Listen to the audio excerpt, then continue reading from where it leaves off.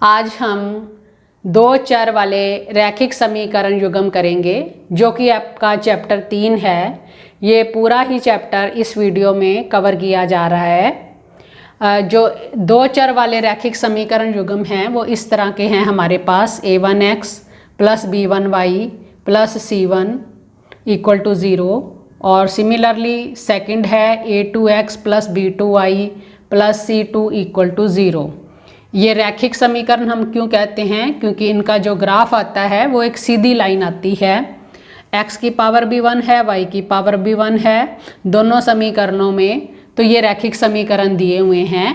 आज इनके बारे में हम सब डिस्कस करेंगे। अब देखो दो लाइन हमें दी हुई हैं, वो दो लाइंस जो हैं वो या तो एक बिंदु पर काटेंगी या फिर एक लाइन के ऊपर दूसरी लाइन जो है वो ओवरलैप होगी इस तरह से बिल्कुल ऊपर। और या फिर तीसरा केस क्या हो सकता है? तीसरा केस हो सकता है ये रेखाएं समांतर हैं आपस में। देखो हमें समीकरण देख के ही पता चल जाएगा कि ये हमारी रेखाएं जो हैं वो किस तरह की हैं।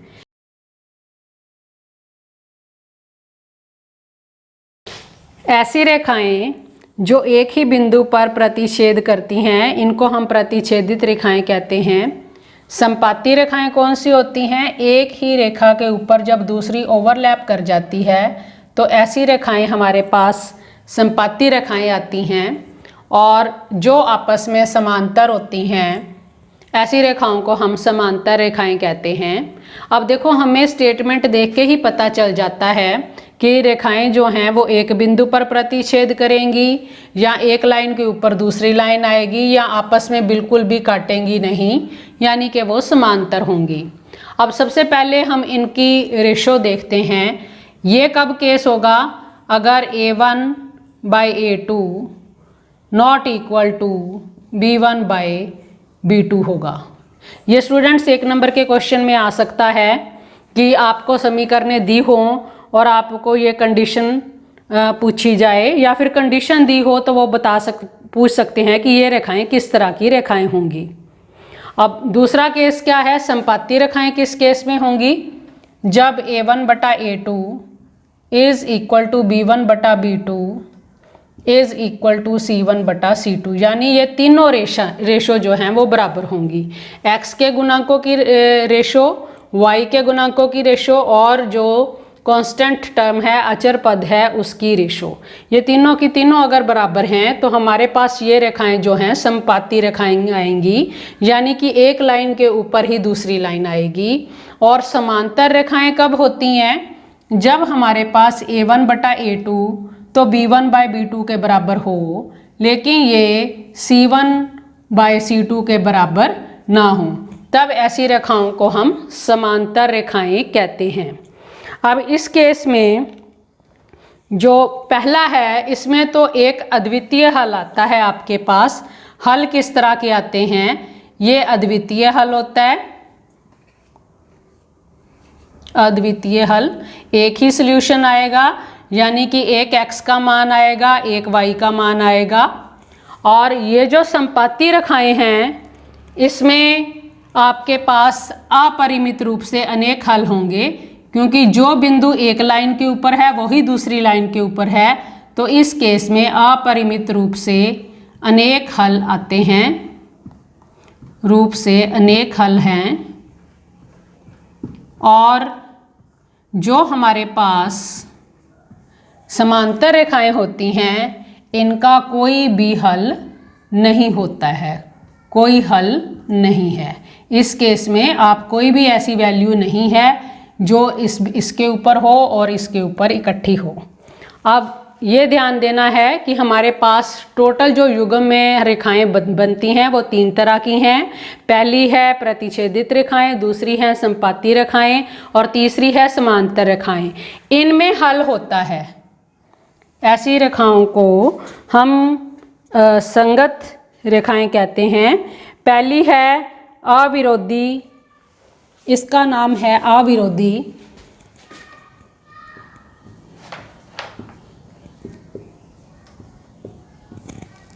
अविरोधी समीकरण युग्म। एक हल होता है इसमें। ये अलग अलग नाम हैं जो एग्ज़ाम में पूछे जा सकते हैं, और इसको कहते हैं आश्रित या संगत युग्म, और जो तीसरा है वो है हमारा असंगत समीकरण युग्म।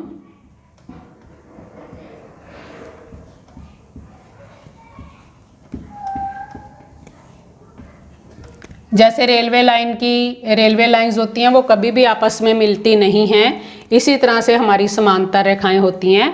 तो स्टूडेंट्स ये सभी नाम आपको पता होने चाहिए। अब हम करेंगे कि इनको हल कैसे करते हैं।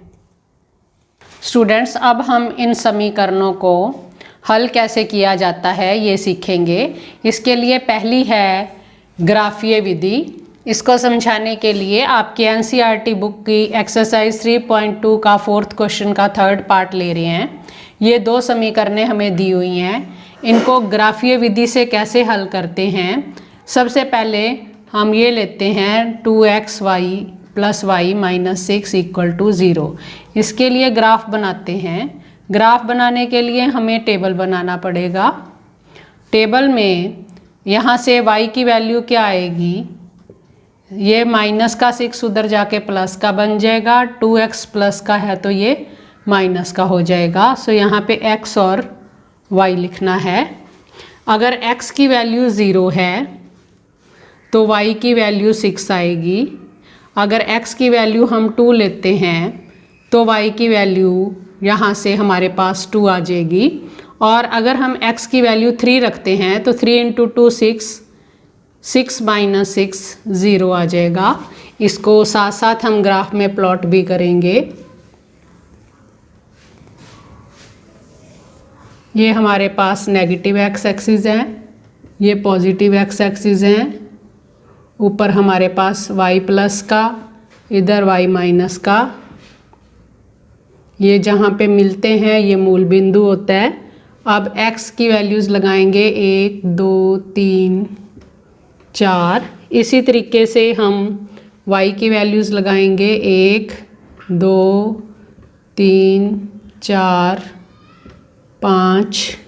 ये 6 तक है तो 6 तक आप इसको लगाएंगे। पहली वैल्यू है 0 6, x 0 y 6, ये बिंदु आ गया 0 6। दूसरा बिंदु है 2 2, 2 और 2, इधर से भी 2 इधर से भी 2, तो ये हमारी समवेयर यहाँ पे आ जाएगी। उसके बाद है 3 पे वैल्यू है 0, सो ये पॉइंट्स लगा लेंगे 3 0 2 2, और इन तीनों बिंदुओं को हम मिला देंगे। आप देखेंगे कि ये तीनों बिंदु एक सीधी रेखा पे मिलते हैं। तो ये हमारे पास समीकरण का ग्राफ है 2x + y - 6 = 0 का।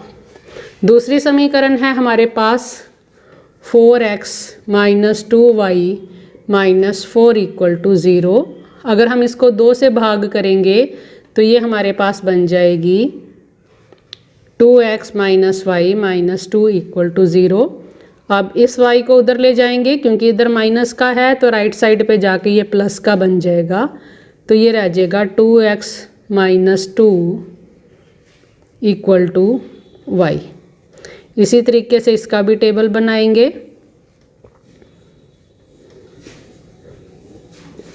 जब x 0 है तो y की वैल्यू है -2, x 1 रखते हैं तो y आपका 2 - 2 0 हो जाएगा। x 2 रखेंगे तो 2 × 2 4 - 2, ये वैल्यू आ जाएगी 2। ये पॉइंट्स हम प्लॉट करते हैं। 0 - 2 पॉइंट जो है -1 - 2, 0 - 2 पॉइंट यहाँ पे आ जाएगा। साथ साथ पॉइंट को लिख भी लेंगे। 1 पे वैल्यू है 0, ये पॉइंट आ गया 1 0। और उसके बाद है 2 2, 2 2, ये सेम पॉइंट आ गया। सो इन तीनों वैल्यूज़ को मिला दो और आप देख रहे हैं ये दोनों जो समीकरणें हैं किस बिंदु पर मिल रही हैं, 2 2 पर मिल रही हैं। तो इसका मतलब इन दोनों समीकरणों का हल क्या है, x भी 2 है और y भी 2 है। ये इसका आंसर है। इसको समीकरणों को हल करने के लिए हमारे पास बीजगणितीय विधियां भी हैं, जिनमें विलोपन विधि, प्रतिस्थापन विधि और वज्र गुणन विधि है। वज्र गुणन विधि अभी 2020-21 के सिलेबस में डिलीटेड है, इसलिए हम इन दोनों विधियों से करेंगे। इसके लिए एक्सरसाइज 3.4 का ये क्वेश्चन लिया है। इसको हम सबसे पहले करेंगे विलोपन विधि से। तो विलोपन विधि से इसको कैसे हल किया जा सकता है?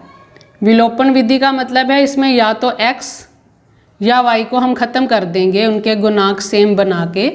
जैसे ये पहली समीकरण है, ये दूसरी समीकरण है, तो हम पहली समीकरण को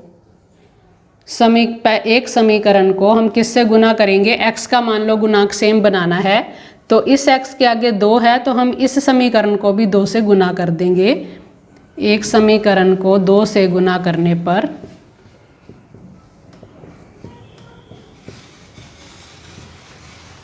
देखो ये हमारे पास क्या आएगा, 2x जमा 2y बराबर है 2 गुना 5 10। पूरी की पूरी समीकरण को हम 2 से गुना करेंगे। दूसरी समीकरण को हम ऐसे ही लिख लेते हैं, 2x माइनस 3y बराबर है 4। इन दोनों को हम माइनस करेंगे। यहाँ प्लस था माइनस हो गया, माइनस है यहाँ प्लस हो गया, यहाँ प्लस था माइनस हो गया। 2x कट जाएंगे आपस में, तो ये आ जाएगा 5y। 10 में से 4 गए 6, सो y का मान क्या आ गया? 6/5।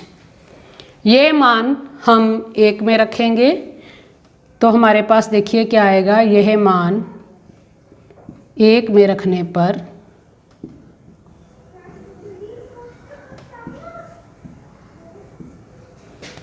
x plus 6/5 equal to 5। तो x का मान हमारे पास क्या आ जाएगा? 5 माइनस 6/5। एलसीएम लेंगे, 5 एलसीएम आ जाएगा। 5 को 5 से गुना किया, 25 माइनस 6, यानी कि ये आ गया 19/5। तो हमारे पास x का मान क्या आया? 19/5 और y का मान क्या आया? 6/5। ये हमने इसको हल किया है विलोपन विधि से। आप y को 3 से गुना करके इनको जमा कर सकते थे, तब भी आंसर जो है वो सेम आएगा। यानी इस विधि में आपने क्या करना है, x या y दोनों में से किसी एक के गुणांक को सेम बनाकर एक को हमने विलोप कर देना, एलिमिनेट कर देना, और दूसरे की वैल्यू हमारे पास आ जाएगी। अब सेम क्वेश्चन को हम प्रतिस्थापन विधि से करेंगे। प्रतिस्थापन विधि, क्वेश्चन सेम है हमारे पास। प्रतिस्थापन विधि से इसको कैसे करना है, एक में से x का मान लेने पर, x का भी ले सकते हो आप, y का भी ले सकते हो। एक में से x किसके बराबर आएगा? 5 माइनस y। यह मान 2 में रख दो। यह मान 2 में रखने पर अब देखिए 2 क्या था? 2x minus 3y। 2x की जगह हमने लगा देना है 5 minus y, minus 3y as it is बराबर है 4। सो गुना करेंगे, 10 माइनस 2y माइनस 3y बराबर है 4। सो 10 माइनस 5y बराबर है 4। ये 4 को इधर ले आओ, 5y उधर चला जाएगा, प्लस का हो जाएगा साइड चेंज करने पर। और ये 10 में से 4 गए 6, तो ये 5 से डिवाइड कर दो। सो y की वैल्यू आ गई 6/5। ये मान आप एक समीकरण में रख दो। एक समीकरण में रखने पर 6/5 बराबर है 5। तो आपके पास सेम वैल्यूज़ आ जाएंगी, 5 माइनस 6/5, जैसे कि हमने पहले किया था। ये आ जाएगा 19/5। सो इस विधि से हल करने पर भी जो मान है x और y का वो सेम आया है। तो ये है हमारे पास प्रतिस्थापन विधि, और ये पहले जो की थी ये है विलोपन विधि। अगर एग्जाम में आपको आता है कि आपने विलोपन विधि से करना है तो यही विधि अपनानी पड़ेगी। अगर प्रतिस्थापन विधि आता है तो आपने ये मेथड यूज़ करना है। अगर कुछ भी नहीं आता तो आपने क्या करना है, आप इनमें से कोई भी विधि जो आपको आसान लगती है वो आप यूज़ कर सकते हो। स्टूडेंट्स, अब हम कुछ ऐसे क्वेश्चंस करेंगे जो कि हमारे पास देखने में तो रैखिक समीकरण नहीं लगते हैं, लेकिन उनको हम रैखिक समीकरणों में बदल सकते हैं। तो इसको हम कैसे कर सकते हैं, फर्स्ट क्वेश्चन का सेकंड पार्ट है ये। इसमें हम 1/√x को हम पुट कर देते हैं u, और 1/√y को हम पुट कर देते हैं v। तो ये समीकरणें हमारे पास किस में बदल जाएंगी। पहली समीकरण बन जाएगी 2u + 3v = 2, और दूसरी समीकरण बन जाएगी 4u - 9v = -। अब ये रैखिक समीकरणें हमारे पास बन गई हैं। अब हम इनको किसी भी विधि से हल कर सकते हैं। हम इसको करेंगे विलोपन विधि से हल। इसको पहली समीकरण को हम 2 से गुना कर देते हैं। 2 से गुना करेंगे तो पहली समीकरण क्या बन जाएगी, 4u + 6v = 4। इसको नंबर 3 कर लो। 2 और 3 को माइनस करने पर, 2 - 3 करने पर ये 4u कट जाएगा, -9 और -6 -15v हो जाएंगे, -1 और -4 -5। सो v क्या आ जाएगा, -5/- 15। सो ये कट के हमारे पास वैल्यू बन जाएगी 1/3। ये मान हम पहली समीकरण में रख देंगे, v = 1/3। 1 में रखने पर हमारे पास ये वैल्यू क्या आएगी, 2u + 3 × 1/3 = 2। 3 कट जाएगा, सो 2u बराबर है 2 - 1 यानी कि +1 हो जाएगा। सो u का मान आ गया 1/2। तो हमने देखा u का मान आया है 1/2, v का मान है हमारे पास 1/3।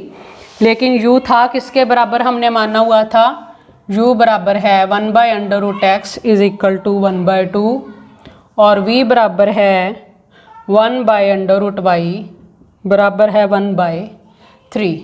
तो यहाँ से हमारे पास √x बराबर आ गया 2 के, दोनों तरफ वर्ग करेंगे तो x बराबर 4 आ जाएगा। इसी तरह यहाँ से √y बराबर है 3, तो y = 9 आ जाएगा। सो इस समीकरण का हल है x = 4 और y = 9।